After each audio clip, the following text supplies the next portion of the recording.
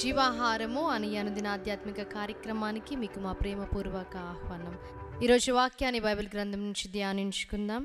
ఆది కాండము 26వ అధ్యాయము 12వ వచనం.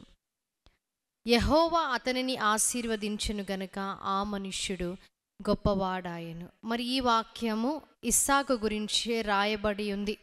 26వ అధ్యాయంలో మనము చూచినప్పుడు మరి కరువు కాలంలో ఇస్సాకు గెరారులో ఉన్న మరి ఫిలిస్తీయుల రాజైన అబీమెలెకు నొద్దకు వెళ్ళెను అని ఇక్కడ రాయబడి ఉంది.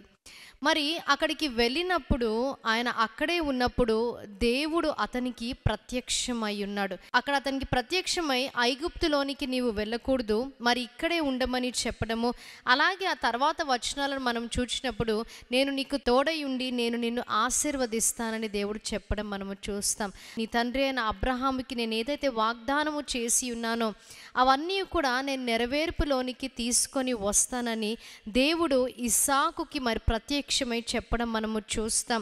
26వ అధ్యాయము 4వ వచనం. ఏలి అనగా నీకును నీ సంతానముకును ఈ దేశములన్నీ ఇచ్చి నీ తండ్రి అయిన అబ్రహాముతో నేను చేసిన ప్రమాణము నెరవేర్చి ఆకాశ నక్షత్రముల వలె నీ సంతానమును విస్తరింపచేసి ఈ దేశములన్నీ నీ సంతానమునకు ఇచ్చెదను. నీ సంతానము వలన సమస్త భూలోకములోని సమస్త జనులు ఆశీర్వదింపబడుదురు. ఏలి అనగా అబ్రహాము నా మాట విని నేను విధించిన దాని నా ఆజ్ఞలను నా కట్టడలను నా నియమములను గైకొనని చెప్పెను. దేవుడు ఎప్పుడైతే నీ తండ్రి అయిన అబ్రహాము కూడా నా మాటలు గైకొని ఉన్నాడని చెప్పాడో, ఎప్పుడైతే గెరారులోనే ఉండమని చెప్పి ఉన్నాడో, నీకు తోడై ఉండి నిన్ను ఆశీర్వదిస్తానని ఎప్పుడు చెప్పి ఉన్నాడో, ఇస్సాకు ఆ వాగ్దానాలని నమ్మి ఉన్నాడు. నమ్మి మరి ఐగుప్తులోనికి ఆయన వెళ్ళలేదు, అక్కడే ఆయన నివసించి ఉన్నాడని వాక్యం సెలవిస్తుంది. మనము కూడా వాగ్దానములని నమ్మే వారముగా ఉండాలి. వాగ్దానాలని నమ్మి మరి దేవుని వైపు మనము చూచే వారముగా ఉండాలి. ఇక్కడ ఇస్సాకు కూడా మరి వాగ్దానాన్ని నమ్మి ఉన్నాడు, దేవుని వైపు చూచి ఉన్నాడు. 12వ వచనంలో మనం చూచినట్లయితే ఇస్సాకు ఆ దేశమందున్న వాడై విత్తనము వేసి ఆ సంవత్సరము 100 ఫలము పొందెను. యెహోవా అతనిని ఆశీర్వదించెను గనుక ఆ మనుష్యుడు గొప్పవాడాయెను. అతడు మిక్కిలి గొప్పవాడగు వరకు క్రమక్రమముగా అభివృద్ధి పొందుచూ వచ్చెను.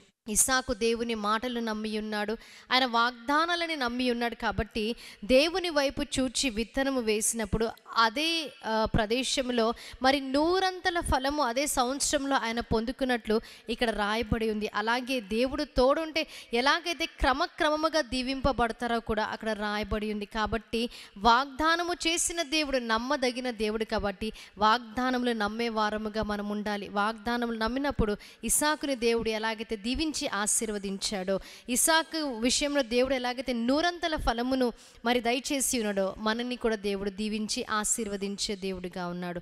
ఇటు వాక్య వర్తమానాన్ని దేవుడు మీ వినికిడిలో హృదయంలో భద్రపరిచి దీవించి ఆశీర్వదించునుగాక. ఆమేన్. ప్రార్థన చేసుకుందాం. మహాగణుడా, మహోన్నతుడా, పరిశుద్ధుడా, మీకు స్తుతులు స్తోత్రాలు. వాగ్దానములు చేసిన దేవా, మీరు నమ్మదగిన దేవుడిగా ఉన్నారని తండ్రి దేవ మేము నమ్మి విశ్వసించి ప్రార్థిస్తున్నాం. ఇస్సాకు జీవితంలో తండ్రి అతను మీకు లోబడి ఉన్నప్పుడు, వాగ్దానములను నమ్మి ఉన్నప్పుడు, మరి అక్కడే అదే ప్రదేశంలో మీరు ఉండమని ఆజ్ఞ ఇచ్చినప్పుడు అక్కడే ఉన్నప్పుడు ఏ విధముగా అయితే మీరు దీవించి ఆశీర్వదించి ఉన్నారు, వాక్యము విన్న ప్రతి ఒక్కరిని తండ్రి మీరు ఆ విధముగా దీవించి ఆశీర్వదించి ఫలభరితమైన జీవితమును దయచేయండి. యేసుక్రీస్తు నామములో అడిగి వేడుకుంటున్నాం ప్రియ పరలోకపు తండ్రి. ఆమేన్. మరణాత. దేవుడు మిమ్మల్ని దీవించి ఆశీర్వదించును.